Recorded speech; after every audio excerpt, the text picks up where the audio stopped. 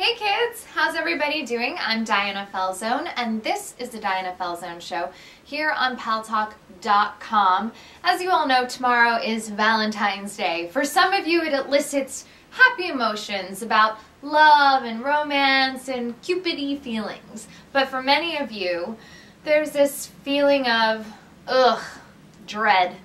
You don't like Valentine's Day because you feel like you need to have a Valentine's Day. You get pressure from your friends and your family. Why are you not with someone? When are you getting married? Blah, blah, blah. All that societal pressure. Well, Valentine's Day, in many ways, is just like any other day. And you kind of have to put it in the right perspective. But there's many different ways to celebrate it. So today here on Paltalk, I'm making sure personally that every one of you does not feel lonely or alone on Valentine's Day. Because here at Paltalk, and I've been with Paltalk now for over 6 years, we love the idea of having a community.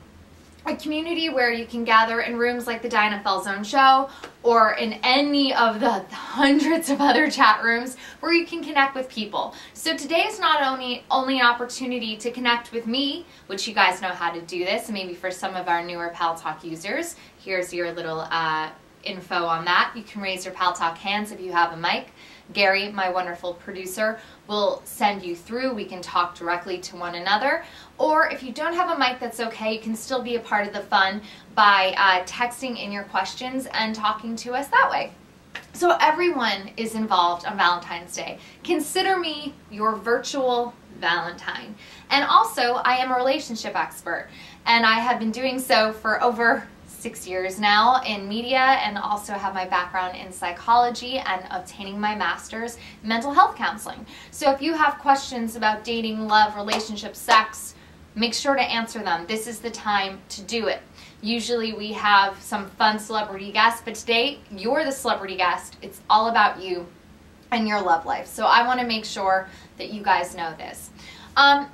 In terms of Valentine's Day, I used to look at it kind of as I called it a Hallmarkian holiday, something generated by corporate America or corporate anywhere really, to get you to buy their cards and their chocolates and their gifts, when really Valentine's Day should be every day. If you're with someone, you should always take the time to make them feel important and needed. And one of the things that I always get a question about is, how do I keep romance alive? That you've been with someone for a long time, and you know, the days turn into weeks, turns into months, and you kind of take them for granted. And here's a tip for those people out there who are in relationships, who are not sure how to kind of spice it up a little bit. There's numerous ways to do that, but I think it really starts with making sure that quote-unquote foreplay is all of the time. Meaning, leave little notes around the house, like, you know, you're hot, you're sexy. Sounds cheesy, but in romance, it is cheesy. You got to kind of put your ego outside the window, go above yourself, and look at what the other person might really appreciate. My parents have been married for over 40 years. We actually just threw them, my brother and I, a anniversary party this past summer. And my mom, I look at her as my relationship expert, and I said, Mom, how do you and Dad do it? Because they're not just married because it's convenient or because they're codependent or any of those things. They're married because there's a commitment to the idea of marriage, and they're married because they actually truly love each other. They married smart, and we'll get into that a little later about marrying someone or choosing a partner wisely. But when you look at a relationship of 40 years that has had its trials and tribulations, but ultimately are two happy people, my mom said, your dad and I put effort into it. I didn't go and get married and just let myself go. I maintained myself. I made myself better because your father was someone I wanted to improve, not only as a person, but physically. She's like, yes, age happens. She's like, but when people think they get married and they eat all the Twinkies in the house and they're going to keep their sex life hot, she's like, no. My mom, as awkward as it is, also told me that in terms of a marriage or a relationship, a long-term relationship, that sex is 99% a part of it if there is no sex going on. Meaning, in other words, that there should be a healthy amount of sex in a relationship. You shouldn't just say, well, we're together now, the ring's on my finger, I gotta let it go out the door, blah, blah, blah. You're not getting out of there. You need to have a healthy physical bond between the two of you as well. I love how a lot of you are weighing in on how relationships are based upon sex. That's not exactly what I mean by that. What I meant is that without having that physical intimacy, you're really a platonic relationship, and that comes down to choosing a partner. I think there's something called a list when people are looking for the lifelong partner, because not everyone needs to be married. Marriage is a very individual, personalized decision that for some people it's just not for you, and it shouldn't be for you, and there should be no societal pressure. That's my humble opinion. But for those of you who want to enter into it, you know, there are things that really come into play. In terms of looking for a partner wisely, and we go back to the list. A lot of people have lists out there, and you can raise your hands if you do. Guys have them, girls have them. The list, whether it's actually down on paper. I had a friend who did this. I will leave her name out of it. But she had a piece of paper where she put down questions as a questionnaire for the guys she dated. And she would say, do you smoke? Check yes, check no. Do you want kids? Check yes, check no. As almost an inventory before they even went on their first date. A little crazy, a little over the top, perhaps a tad immature. She recently got rid of the list and has been with a wonderful guy ever since. But going back to the list, they exist and people have them. And you kind of have to let them go. Because what happens with the list is you can miss an excellent partner for you, but you're so caught up in the black and white.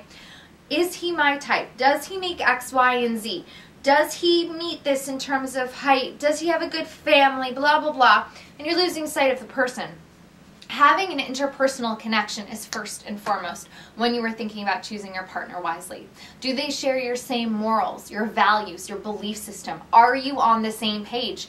Because in life, when you look at a romantic partner, it's about finding that person that can walk alongside of you, be on your team, have your back, and continue to build with you through the struggles, through the happy times, all of it.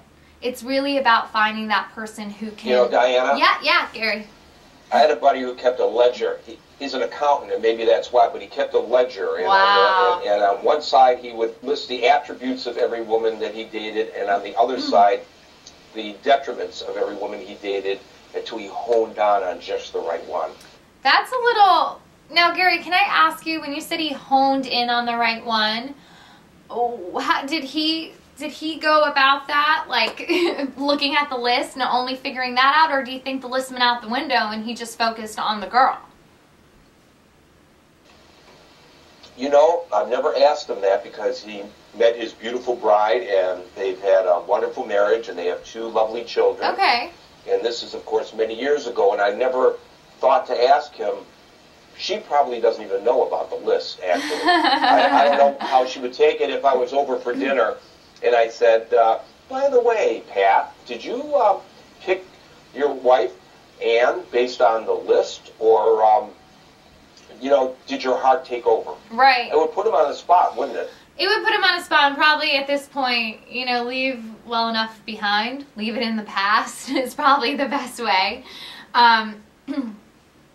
You know, I think going back to the list idea is that it comes down to a lot of people feeling family pressure, societal pressure, think they need to be married by the age of 30 or need to have kids by a certain time, and we all know that life doesn't work that way. It's that old expression that while you're making plans, you know, God is laughing. As you get a little bit older, you kind of put things into perspective and realize that jobs come and go. Friends come and go, but your lifelong partner is really going to be there, at least you hope, is really going to be there for you through thick and thin. And you want to choose that person wisely. Above all else, one person once told me that choosing the right person to marry, to be in a long-term relationship with, is the most important decision you'll make, because it will make or break you. I don't want to bring up Whitney Houston, God rest her soul, an amazing artist, absolutely iconic, beautiful, a voice like an angel. I was a huge fan my whole life. I would go walking around when I was little singing all her songs, like Saving All My Love for You, and I was a big, big fan. But the moment she entered into a relationship, and I hate to say it because I don't really know her personally at all, and I don't know Bobby Brown, but Bobby Brown was a bad boy. And she had a pristine image, and I'm not saying he's totally responsible, but he definitely opened up Whitney Houston to things that maybe she wouldn't have been interested in, like drugs. And she had an addictive personality. And you guys are writing me, she could have said no. Yes, she could have said no. She was an adult. She had all the choices to. But she aligned herself with somebody who was a negative influence. Maybe he helped her get out of that later in life. I don't know. They were married for 15 years. But you marry a bad partner, somebody who is going to work against you and not for you, like that kind of dynamic, you can see how things can turn up. I mean, there are a lot of women and a lot of men out there who go for the dysfunction, who go for the unhealthy relationship because there's drama in it and there's these highs that are so high, but the lows, they hurt. But in life, do you really want that? I mean, do you want the roller coaster, or do you want the steady, stable, where you can have that moment of passion, but you know that it's not going to turn into a total eruption of chaos? It really comes to knowing yourself before you can get involved in a relationship. And it takes some time. I'm getting some questions here. And I like the joke, Missile Man. It was her prerogative. Good one. Our first caller is Zeki from Florida. Hey, Zeki. Or Zeki. I'm sorry, Zeki.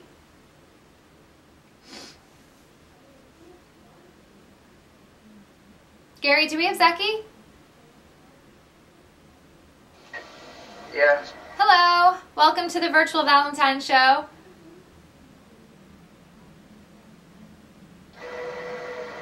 Hi. What's your question today, Zeki?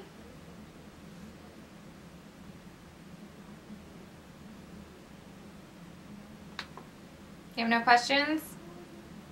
All right, well, I guess Zeki's working on getting his shyness out at the time. He said he wanted to know how to find a decent girl. Oh, okay. So Zeki, our caller from Florida, wants to know how to find a decent girl. And remember, you guys can also help to answer these questions too, because I know a lot of you have life experience. I always say that it doesn't take an expert to know some of these answers. So if you have questions, raise your Paltalk hand, go through the mic, or you can text them in as well if you're more comfortable with that. But to answer Zeki's question, where can you find a good girl? Anywhere. Really. Anywhere.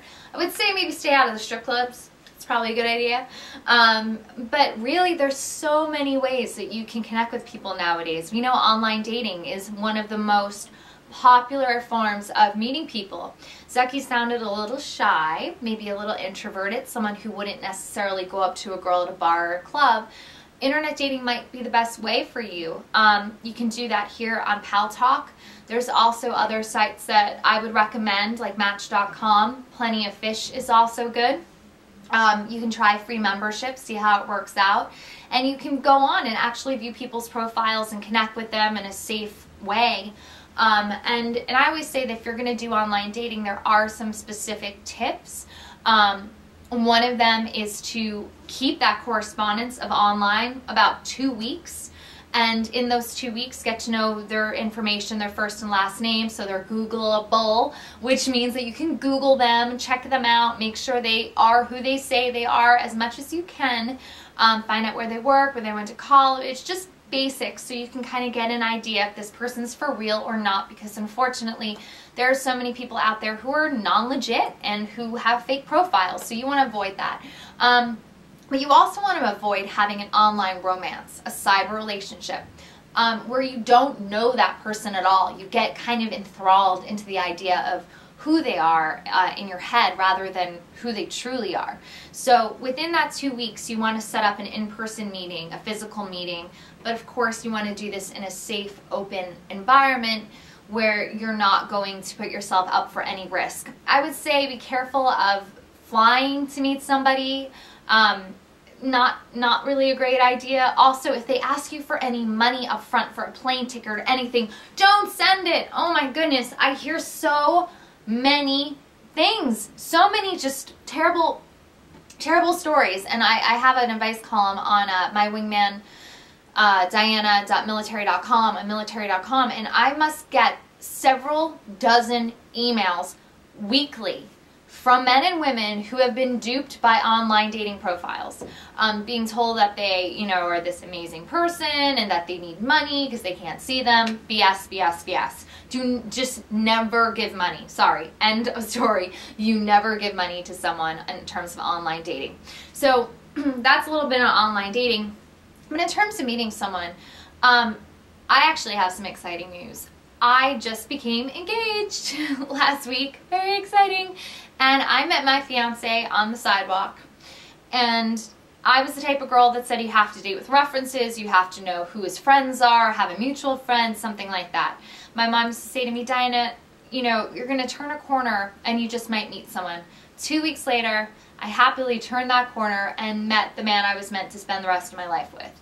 And believe me, I'm what you call a realistic optimist, maybe erring on the side of pessimism when it comes to finding the right guy or girl for people. I think that you have to keep your eyes open, be a little cautious, but my heart was open. And because my heart was open and because I was ready for someone to come into my life, and I was at that point where I was settled in myself and fulfilled enough in myself that I could have a partner, he came about. But was every relationship before that smooth sailing? Absolutely not. I had many, many lessons. And I think that's the important thing about relationships, is that so many people feel like bad breakups are going to ruin them, or going to put some sort of cynicism or jaded, make them jaded or bitter.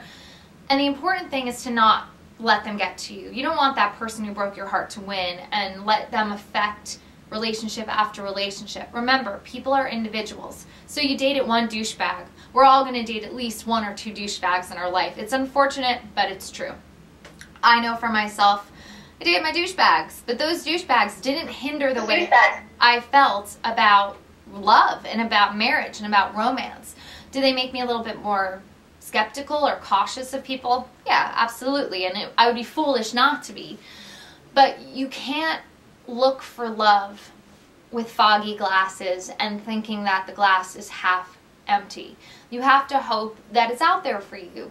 And my message for this Valentine's Day here on Paltalk is that it is out there for you if you want it, if you're ready for it, if it's something that you actively want to pursue. So that's just my feeling on it, my little bit of a story.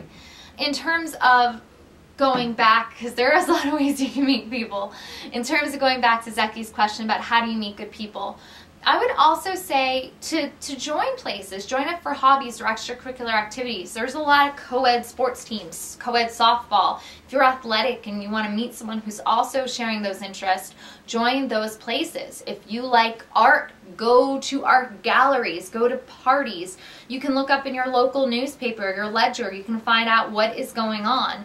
And that's a good way of going. I'm reading what some of you had said. And one person said, I like being single. It's a pain in the butt having to think about another person and how they might react to a decision I make. But that's honest. And that's what I like about having this platform, is that it's so honest. If you were happy being single, if you were good just being on your own, be on your own.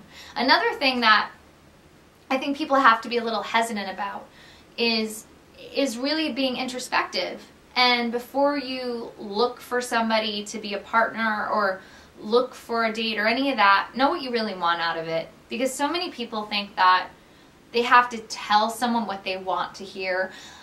Guys, I'm not calling you out because women are so guilty of this too, but some men tend to think they have to tell a woman they want kids, they want to be married, and they give them, you know, the checklist of what they think women want. When in many cases, we don't want that. We just want honesty. If you're the guy who wants to bam, slam, thank you, man, and a one-night stand, we would rather you tell us up front, because it gives us the choice to know what we're getting into. Do we want the guy for the one-night stand who might be a good time? Some girls do, some girls don't. But give them the choice, because it's more respectable than you saying everything they want to hear and then never calling back. I mean, that way you have good romantic karma versus having that all follow in. I like how DJ said to me, DJ Cashflow, good name by the way, he wrote, anyone who's a one-night stand is a whore. That's your opinion. At least you know that if you're going to date a girl, you find out about her sexual background, and if you think that she's a whore for a one-night stand, she's not for you. It's all about knowing what your standards are. There is no right or wrong when it comes to knowing what you want. We have Izu in Indiana. Hey. Izu? Gary, is Izu with us? Izo, come on, you're up. Izo, That's sorry. some advice you wanted to give Diana. Let's go. Oh, my advice? Okay.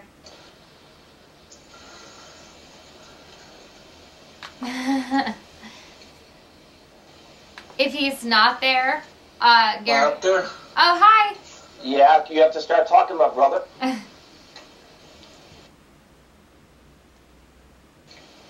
trying to get the mic. I'm sorry. That's okay. Yeah, I just need some advice real quick. I've been with the lady for 3 years now, and I mean, there's a little bit arguments this and here and there, and every little simple thing she gets mad and start ignoring, you know. Like it's been 2 days we had a little net, and she just start ignoring, and right now she's used to me always, you know, call first, this and that. Mm-hmm. Now I said that I won't do it, you know, so I just need, I don't know, should I do it first or just wait? Because it's killing me on the inside, you know what I mean? Oh, yeah. No, that's very difficult. And obviously you guys have been together for 3 years, so there's a strong commitment there. I'm not sure if it's long distance or what the dynamics are with that. Fighting is normal. I mean, I don't believe those couples who are like, oh my God, we never fight.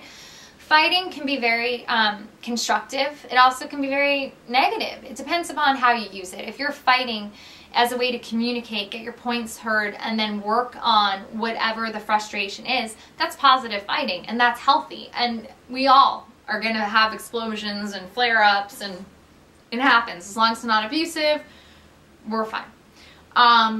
It seems like you and your girlfriend have gotten into a pattern where there's like a positive kind of conditioning going on. You two have a fight. She then behaves by ignoring you. You then respond by giving her attention. This is called positive reinforcement, even though her action is negative by ignoring you. So by ignoring you, she knows she's going to get the reaction she wants, which is attention from you. It's what she's craving. I think there's nothing wrong with you picking up the phone, and hear me out on this, picking up the phone and calling your girlfriend and saying, I'm sorry. I did not mean to hurt your feelings. Talk about the fight. Talk about what really the core issue is. But then follow up by saying, you know, I've been noticing this pattern between the two of us, and I don't think it's healthy for either of us to have fights and then not communicate for 2 days. In this relationship, if we fight, I want to clear it up as soon as possible. If possible. You know, there's a really good lesson that a wise friend of mine once said. Her and her husband never go to bed angry. They fight it out until there is a solution. Even if the solution is, I love you, I'm really tired of this talk, I need to go to bed, but I love you, and we'll figure out how to deal with it the next day.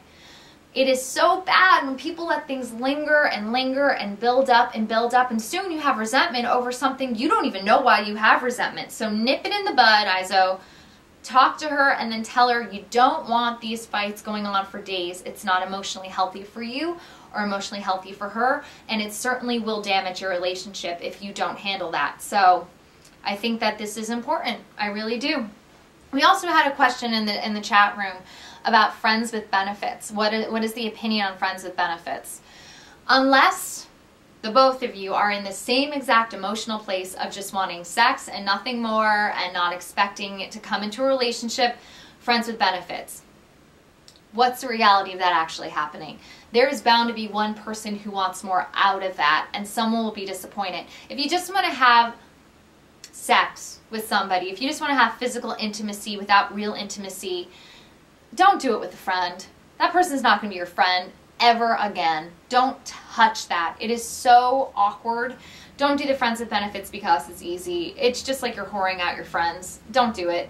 At least go get some cojones and go to a bar and try to pick up someone and wear a rubber and be careful and don't get STDs if you can. Because if you're just in it for sex, it's going to blow up in your face. It's unfortunate. It's true. I haven't heard any stories that tell me differently unless it's from a very skewed opinion that tends to be more selfish. But we'll see. We'll see. And there you go. And people just are now coming in with all their stories about friends with benefits, saying it backfires, it doesn't work, blah, blah, blah, blah, blah. So, hey, Diana, look what June in New Zealand is saying. What did She's got the perfect man. She divorced him, and now that they're divorced, they're best friends. Oh. Well, you know, that's interesting, too. I mean, that's very interesting that she said that, June in New Zealand. And I'd love to hear how that transition happened. We have about 4 more minutes left of the show. But I have heard so many people say, like, I was, you know, with my husband for 10 years and we were best of friends, but the sex life was null and void, did not have any spice, and we were better off as friends, but we didn't realize that. This goes back to the list marriage. Somebody, you know, fits your criteria, but there was never that spark. There was never that famous feeling like fate or kismet, not to be sappy, but it is a Valentine's Day show. If you don't have that from the beginning, if you don't get those little butterflies and you don't get that feeling when you kiss them that, oh yeah, can't wait to kiss them again, don't sell yourself short. You want to have that feeling. You want to marry that feeling. You want to be with that feeling for the rest of your life. Maybe it's going to ebb and flow, and it will. And the lust always won't be there, and the infatuation period only lasts so long. But if you had that initial feeling, that's really something special. And that was one thing that, you know, we talk about the list, but that was one compromise that I would not make. I would not go out on a date and have a kiss with a guy and be like, ugh, I hope he never kisses me again. That was the worst kiss ever. But yet on paper, he had a good job and he was sweet and he was nice. If that chemistry wasn't there, that relationship wasn't there. There was nothing to build upon, at least not in my book, you know? So that's kind of how I feel about that. Let's see. Oh, that's even funny. I'm getting more people coming in. Brett, hey Brett, one of my good buddies out there. He said he's always been told that no marriage will ever work unless the man and woman are good friends before they ever got engaged. Well, I will say this. There's a difference between being friends, platonic friends, and then hooking up just for sex versus being friends and then entering into a relationship. If you're friends and then fall for each other and enter a relationship and there's commitment and monogamy, that's totally fine. That's great. That's one of the best circumstances. Same thing with being the closest of friends in a relationship. If that partner is not your best friend, some people say, oh, you know, your partnership, your best friend, your lover, they should be your best friend. They've got to have your back. In a marriage, you need to confide everything in them. You need to communicate. You need to tell them what's bothering you, about your hopes, your dreams, your aspirations. They are your everything in the term of your life. That's the staple person for you. So if you can't be good friends with them, you've got a problem. I'm sorry, do we have someone? Corina in Arizona, Diana. Corina in Arizona wants to know if it's possible to fall in love online before meeting the other person. I think it's possible to fall into infatuation online. I do not think it's a good idea. I mentioned this, Karina, earlier on in the show, that it's very dangerous. It's a slippery slope when you fall in love with the idea of someone, because anyone can write beautiful sonnets and poems and steal your heart with words. And women tend to be more cerebral. We fall in love between our ears, not with our eyes, not as visual as men. Just be cautious. I think 2 weeks. 2 weeks of having an online correspondence, phone chatting, and then you meet them in a safe place in public, and you really see if they live up to the hype. Otherwise, you could be setting yourself up for a major disappointment or finding out that the person is full of crap, and we don't want that happening. Guys, we only have one more question, so, or 1 more minute, I'm sorry, 4 questions. So if you have your questions, please, let me know now. I'm going to take some of the text one as well. DJ Cashflow is writing, friendship and companionship is the foundation of a good relationship. If you don't have them, one of those legs to support your relationship, it will fall. Absolutely. And that's another thing about relationships, is that there is a foundation and the people are the pillars. And sometimes one pillar is going to have to pick up some of the slack to hold that house up. Someone's going to have to be a little stronger when the other one is weak. But that's a relationship. There is going to be a gentle balance that always goes on, where someone has to hold up a little bit more or a little bit less, and it happens. You know, it happens. People are writing in all their stories, and some of them are really beautiful. And my hope for all of you this Valentine's Day is, if you don't have love in your life right now, to be open to it, to have an open heart, to not go forward with cynicism or bitterness or have a blanket idea that all people suck, but to think that all people don't really matter. It's just about finding that one person that will matter for you. And if you're not invested in trying to find a relationship, then enjoy your singlehood. Embrace your life, your friends, your family, and really have a love with yourself. I mean, at the end of the day, it's you as number one. You live and die with yourself, right? Well, guys, thank you so much for joining us today on the Virtual Valentine Room at the Diana Falzone Show on Paltalk.com. As always, it has been a great pleasure talking with you and hearing your thoughts on romance. I wish every single one of you a happy Valentine's Day. And for those of you who are anti-Valentine's Day, just crack a smile. Sometimes if you smile, it sets the rest of the mood. All right, guys, we'll see you soon on the Diana Falzone Show here on Paltalk.com.